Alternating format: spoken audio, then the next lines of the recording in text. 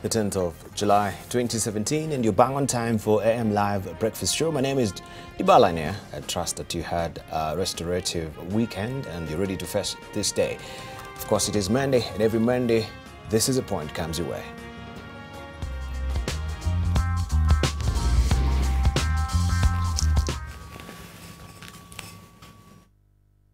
Well, we have a lot lined up for you today, of course, drilling deeper on the political scenario. We can say a lot has happened in the past week, and of course, we'll be joined later by our panelists. But before we head there, let's see what is fresh off the press this morning by looking at the dailies. This is what is on the front page of the dailies today. We begin with the Daily Nation. Kaiseri, police begin crime probe, it says. Criminal Investigations Chief says today's post-mortem will shape direction of inquiry. Detectives question barman at the Bombers Lounge, believed to be the minister's last stop before he died. 6 bodyguards also questioned in soup on all his last contacts. We have that story well fleshed out for you on page 4, 5 and 6 of the Daily Nation. And also we have bite here from DCI, that is the Directorate of Criminal Investigations, Director Dego Mohoro, saying the postmortem will determine the direction of the probe. The law says a sudden death must be investigated. Any person who had contact with him will be questioned. That is a story that we have on the front page of the Daily Nation today. Also, Raila rushed to hospital after a hectic day of rallies. That is what we have on the front page of the Daily Nation. NASA presidential candidate, it says, was last evening rushed to hospital after holding a series of campaign rallies in Kilifi. It says that Mr. Odinga had arrived at Moi International Airport in Mombasa in 2 helicopters accompanied by his co-principals Kalonzo Musyoka, Musalia Mudavadi and Moses Wetangula when he suddenly fell ill and was rushed to Mombasa Hospital. That story have full details of that, but of course the information we have or coming to hand right now is that NASA presidential candidate Raila Odinga has been discharged from hospital in Mombasa and is assuring his supporters there is no cause for alarm. That story continues on page 6 of the Daily Nation, and of course you can see a related picture of that particular event in Mombasa. NASA leader or leaders Raila Odinga, Kalonzo Musyoka and other politicians addressing a rally in Kilifi yesterday. Mr. Odinga was later taken ill and rushed to hospital, and he has since been discharged. That is what we have on the front page of the Daily Nation this morning. Let's see what we have on the front page of the Standard, and this is the Standard for you today. In Kaiseri's death probe, police grilling 10 detectives at work. Police haven't ruled out murder and are now focused on CCTV footage of places CS visited in his last hours.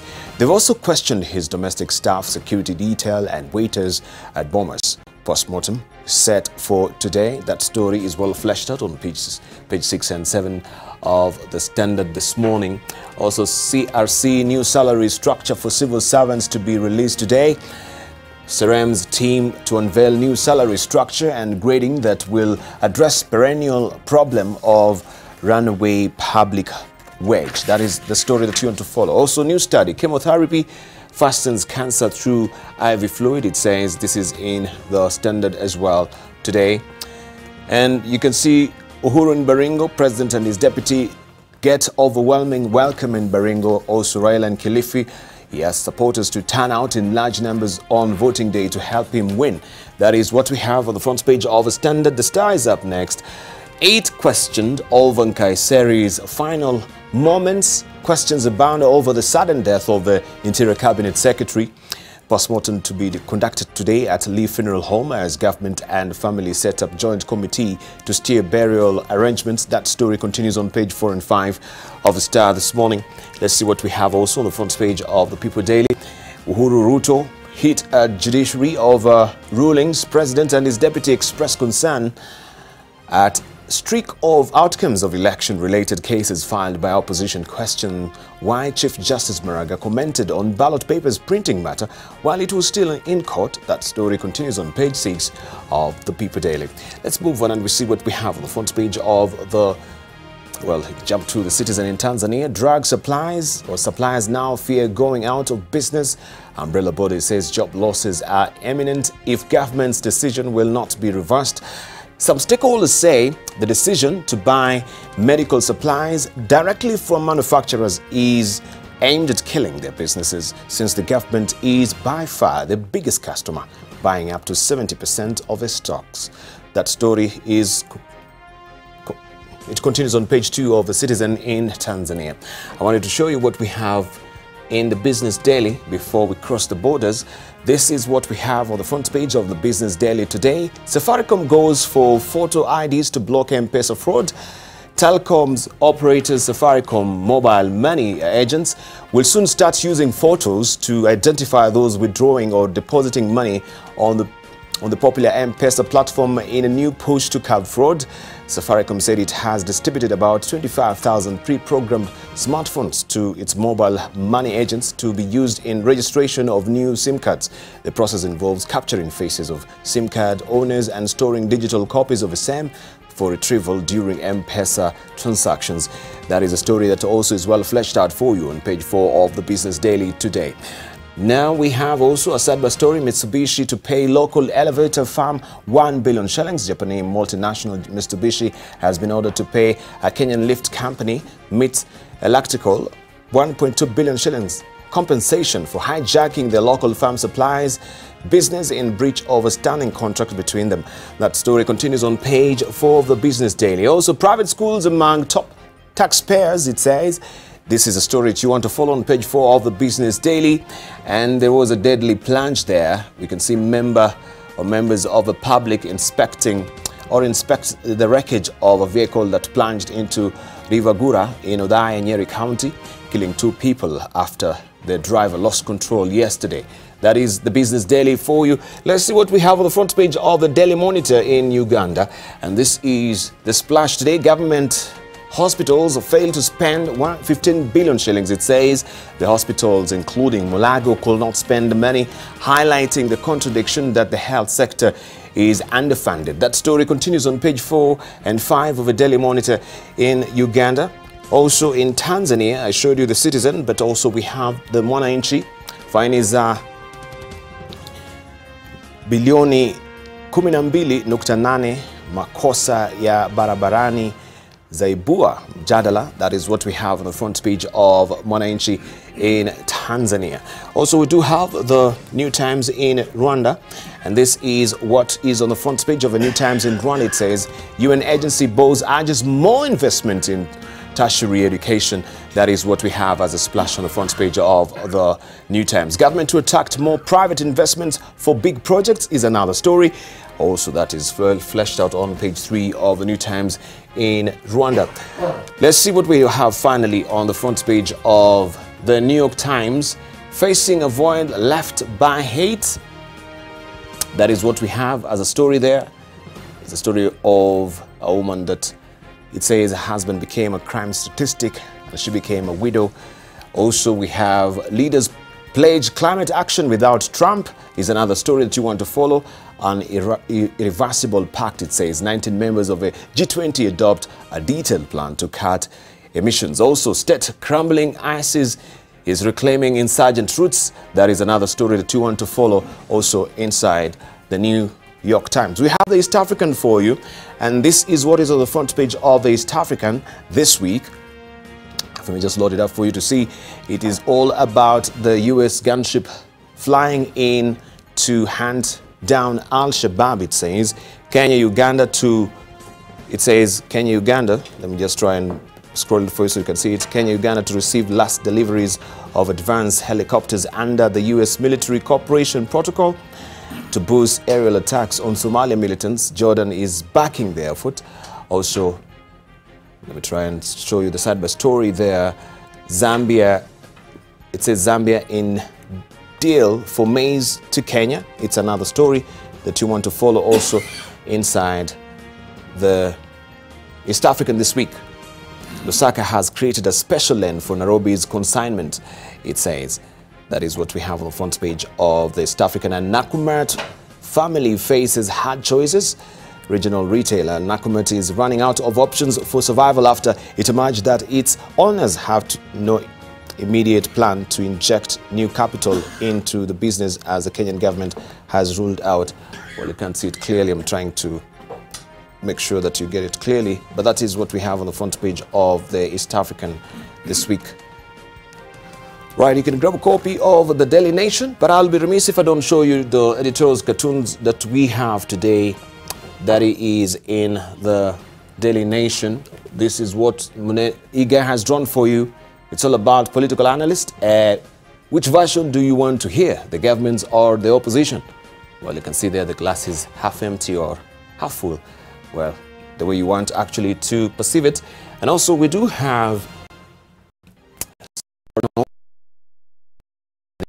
now that we have the acting Cabinet Secretary, Ministry of Interior, that is Dr. Fred Matiang'i, we can see he's been able to slay the teacher strike and exam cheating. Now, of course, the dragon that is way up there with its mouth agape is the Al-Shabaab, right? So this is what Stano has captured for you today in the People Daily. Make sure you grab a copy of the dailies for those riveting, compelling stories today. Right, let's see what we have in the highlights today. Jubilee accuses IEBC and Judiciary of favouring NASA. The Chief Justice shoots back. NASA tells of Jubilee on interfering with independent bodies. NASA presidential candidate discharged from hospital assures supporters no cause for alarm. NASA presidential candidate Raila Odinga has been discharged from hospital in Mombasa. Raila Odinga was on Sunday night briefly hospitalized after addressing a series of campaign rallies in Kilifi County. His aides had earlier said they suspected food poisoning and promised regular updates. A statement by Raila's top advisor Salim Lon, issued when the former Prime Minister was hospitalized, indicated that while at the Mombasa airport to take a flight back to Nairobi, the NASA presidential candidate Raila Odinga felt slightly unwell. His colleagues with him, including Mr. Kalonzo Musyoka, Mr. Musalia Mudavadi, Mr. Moses Wetangula and Senator James Orengo, decided that it was best that a doctor examined him before Odinga took the flight back to Nairobi. He was later discharged and assured his supporters that there is no cause for alarm.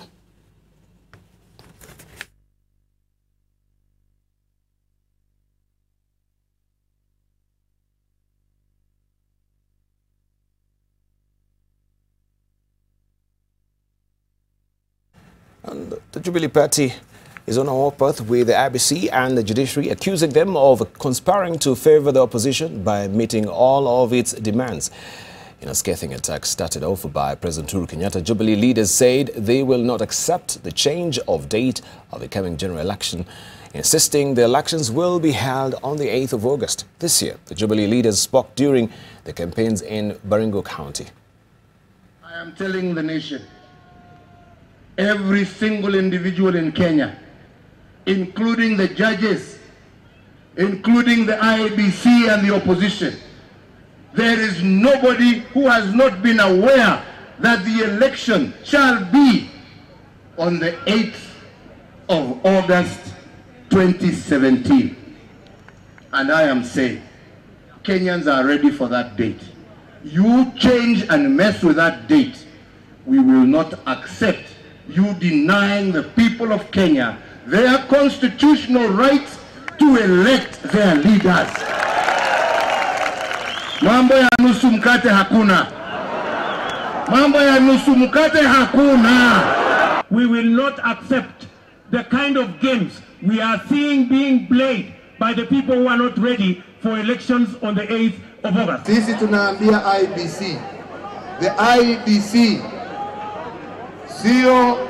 sio commission ya Raila, sio commission ya NASA. Tunataka kuambia wangwana wa IEBC ya kwamba wasicheze karata mbaya na mambo ya uchaguzi. We are not going to entertain any monkey business between the IEBC and our competitors. And I want to tell Chebukati na ule CEO wake Chiloba, sisi kama Jubilee ukituona tumenyamaza, si kwamba hatutumia akili. It is 1 month down the line. IEBC haijatuonyesha kwamba wako tayari kuweka miguu yao chini na kuhakikisha kwamba wametufanyia elections which is free and fair. Mimi nataka niwaambie wenye koti, tumewaheshimu, lakini msifikirie heshima ni uoga. Sababu mimi sasa naanza kuchokeshwa na watu wengine, na ni labda wanaona ya kwamba tunawaogopa. Mimi siogopi mtu. Is Justice Maraga ready for elections on the 8th of August, or is part of the games now being played by the characters in opposition who don't want an election on the 8th of August? I want to tell Justice Maranga, he has to make a decision if he wants to run the country as the president of Kenya, akuja ombe kura. He should not run the functions of the president or executive from the bench of judiciary. And Chief Justice David Maraga has responded to Jubilee's comments in a statement sent to the newsroom last evening. He says, and it goes thusly, I will not ordinarily respond to statements made by politicians in the course of campaign activities, but these accusations are particularly unfortunate based as they are on completely wrong premises. At no time did I ask the IEBC not to proceed with ballot printing, contrary to statements by Deputy President William Ruto and other politicians at the Baringo rally. To the contrary, the comments I made in Mombasa and elsewhere, which were either deliberately or inadvertently taken out of context, were in reference to the court's efforts to expedite the numerous petitions arising from the party primaries in order not to inconvenience the printing of ballot papers. Video and audio recordings that confirm this have been made public or publicly available. This is the specific quote from the CJ in the Mombasa on the 4th of July. He says, quote unquote, I have always been at the forefront of defending the cardinal principle of decisional independence of judges, and at no time have I ever directed any judge or the judicial officer on how to determine the cases before them.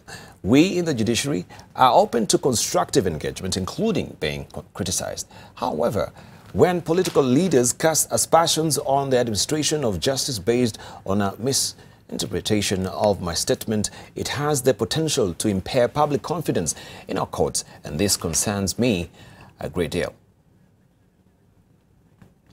And this is that specific quote from 4th July that the CJ is referring to.